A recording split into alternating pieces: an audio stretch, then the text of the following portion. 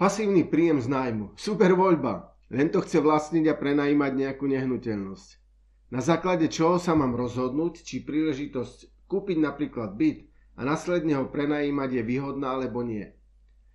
Pri rozhodovaní si môžete pomôcť ukazovateľmi Cash on Cash Return a Return on Investment. Voľne preložené sú to ukazovatele výnos hotovosti a návratnosť investície.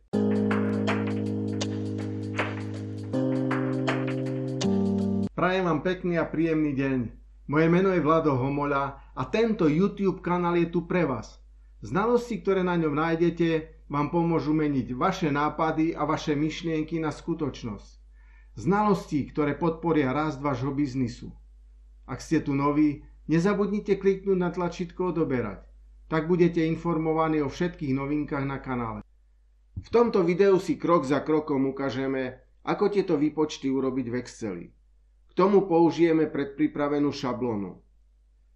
Popíšme si situáciu, pre ktorú budeme hľadať riešenie pre rozhodnutie. Kúpiť či nekúpiť. Predstavte si, že vám zavolal realitný maklér.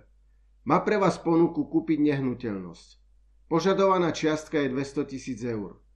Podľa vyjadrenia makléra v danej lokalite sa prenajímajú takéto nehnuteľnosti asi tak za 1400 eur za mesiac. Poviete si, wow, 1400 za mesiac. Veľmi zaujímavý príjem. Ale je to naozaj tak? Skôr ako sa pustíme do výpočtu, pripomenieme si to, čo sme si povedali vo videu Základy účtovníctva. Uviedli sme si, že čistý príjem sú príjmy minus výdavky a zisk je rozdiel medzi výnosmi a nákladmi.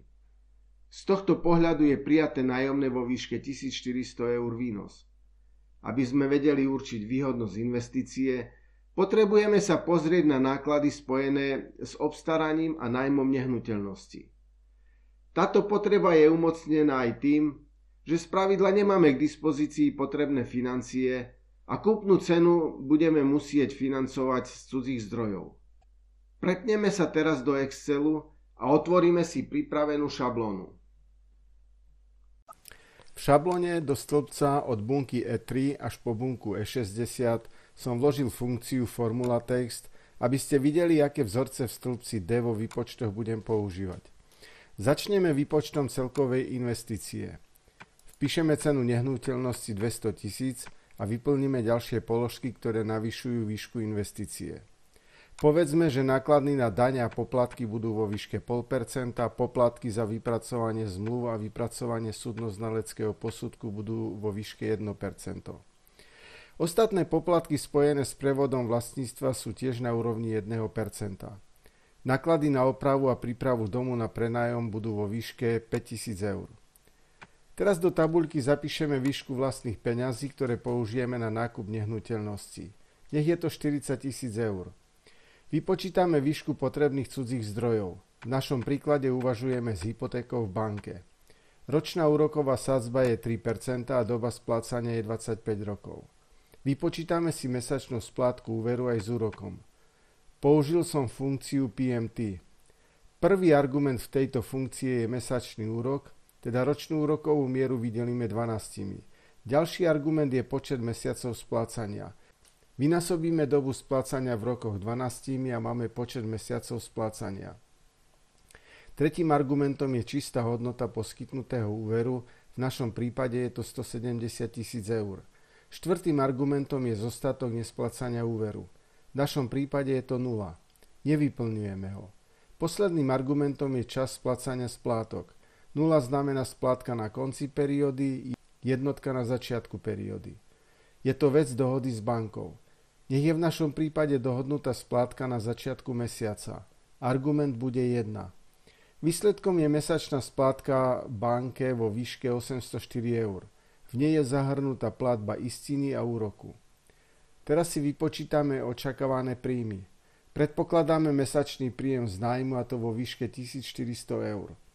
Tu si okrem očakávaných príjmov odhadneme aj riziko, ktoré plynie z toho, že nebudeme mať prenajatú nehnuteľnosť počas celého roka.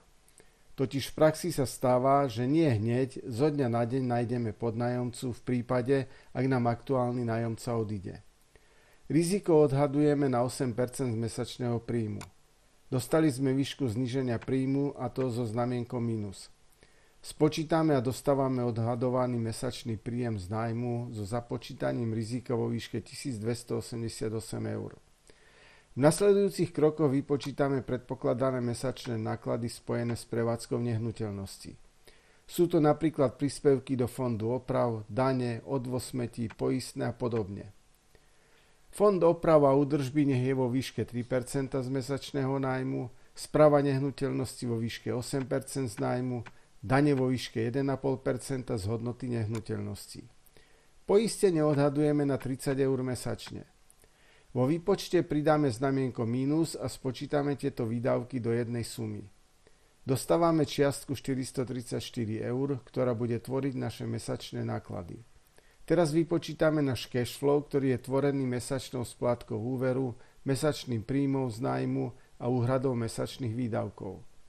Zostáva nám 50 eur mesačne. Ak chceme vypočítať úrok návratnosti investície, potrebujeme ročný cash.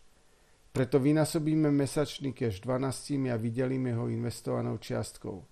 V našom prípade je to 40 000 eur. Návratnosť investovanej hotovosti je na úrovni 1,5%. Nevyzerá to ako slávne číslo však, no na druhej strane je to možno trocha vyššie číslo ako úrok na sporiacom účte. Pozrime sa teraz na dlhovú službu.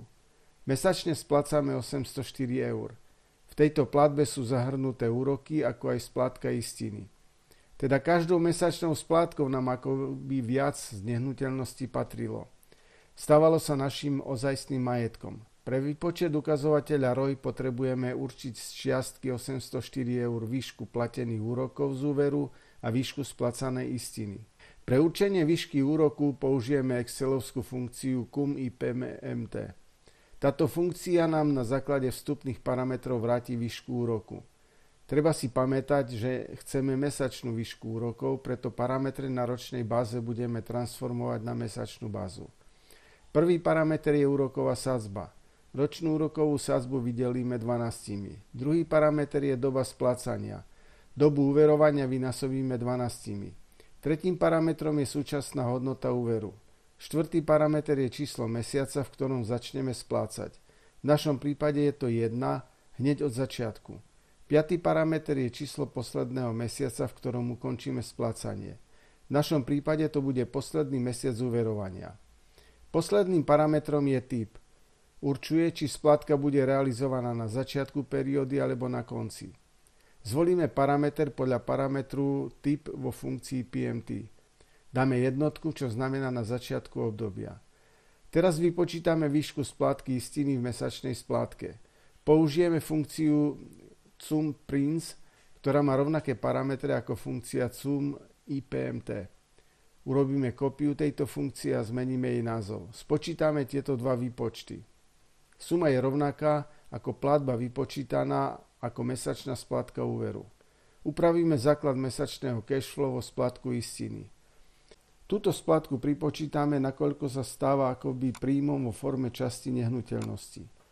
Mesačný cashflow prepočítame na ročný cashflow a vypočítame ROI investície. Dostávame hodnotu 18,5%, čo znamená, že za každé investované euro získame späť dodatočných 18,5 centov. To už vyzerá celkom zaujímavo však. Takto môžete pomocou jednoduchej šablóny programu Excel zistiť, či má investícia zmysel. Zaujalo vás video? Lajknite ho a podielte sa s ním so svojimi priateľmi. Prihláste sa k odberu a nič nové vám neunikne. Ďakujem vám za vašu pozornosť. Už teraz sa teším na ďalšie stretnutie s vami. Majte sa pekne a dovidenia.